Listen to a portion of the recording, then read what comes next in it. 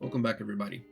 So you finally decided to pick up your first set of lockpicks, and you're thinking to yourself, what should I look for on my first set?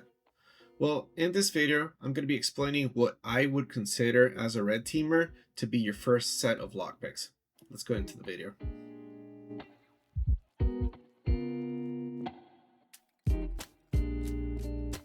So lockpicking. Some people see it as an art form, other people see it as a hobby, and some of us actually see it as a skill. It all depends on your personal point of view. But I would say that the overall definition of lockpicking is actually being able to open up a lock with tools without the use of keys, right? So how is that important in the terms of red teaming? Well, think of it this way. A red team is a team with security professionals that perform offensive security against their target, their client target, right? And the red team engagement focuses on attacking the physical security, the cybersecurity, and the social engineering, which is a human element of their target.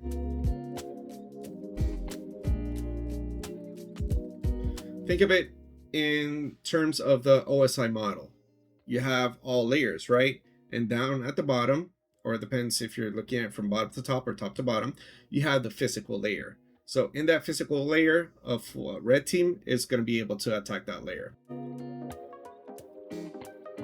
So when we're talking about the physical security of the target, we're talking about the perimeter. We're talking about locks. We're talking about doors. We're talking about gates.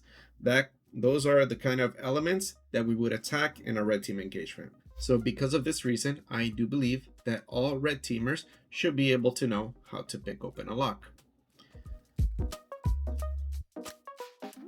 So one question I get often is, what picks should I get? So when answering that question, I like to give my personal advice is that there's a couple of variables that you want to look into.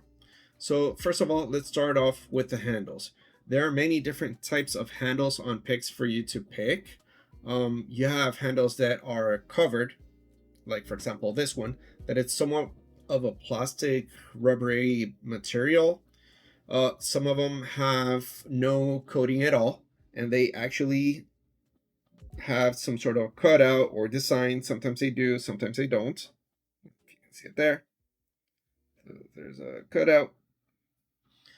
And these actually come very useful if you're trying to pick a lock in the night and then you're actually wearing gloves. This can be very convenient. And then you have these kinds, which is just a plain metal. These usually give you the better feedback when you're first learning how to pick a lock, because you get the full feedback from the pins when you're picking the lock open. So those are the three common handles that you would find on your average lockpicks, but then you'll have others that are handcrafted and more advanced, made out of wood and other designs. It can go really far. So when picking up your first set of lockpicks, the first ones that I recommend for you to get the most learning feedback out of a lock when picking it would be the ones with a plain metal handle, because they would give you the best feedback. So the second variable that I'm not going to be able to show you here is the thickness of the pick itself. They vary from 25 thousandths of an inch down to like maybe 13th or maybe even 12 thousandths of an inch, which can be very, very thin. But those are actually excellent to be targeting those really narrow keyways on those high security locks. But to start off, you actually want to stick in the range in between 20 and 25 thousandths of an inch. Those are usually the best entry level for you to get the best feedback out of the locks and learn how to pick a lock open. And it all depends on the keyway that you actually want to target. As you can see, the thickness of the keyway, right? So they all vary.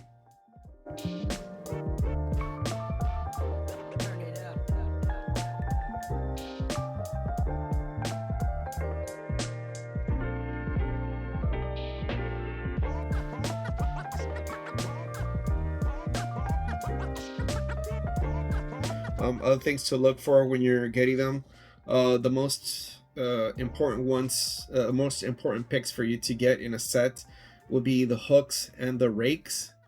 So whatever set you get, make sure that it has at least one hook and one rake. You definitely do not want a set without these two. These are the most important ones. So the hook is actually for single pin picking, doing one at a time, and the rake is for a more quick in and out picking method. And then other things that I do recommend eventually getting further down the road, you could either order it additionally when you get your first set of picks, or get it further down the road as an extra accessory. So most lockpick sets do come with their turning tools for you to put either on top of the keyway or the bottom of the keyway. It depends on which set you get and where you get it from. But one thing I do recommend further down the road is for you to invest into better quality turning tools, ideally in different thicknesses for both top and bottom of the keyway, as well as I do recommend getting the Ergo turning set. These I actually got from Covert Instruments, and they actually gave you a great handle on the lock. For example, you place it on top. It actually gave you an amazing grip on the lock itself without being too uncomfortable to pick it open.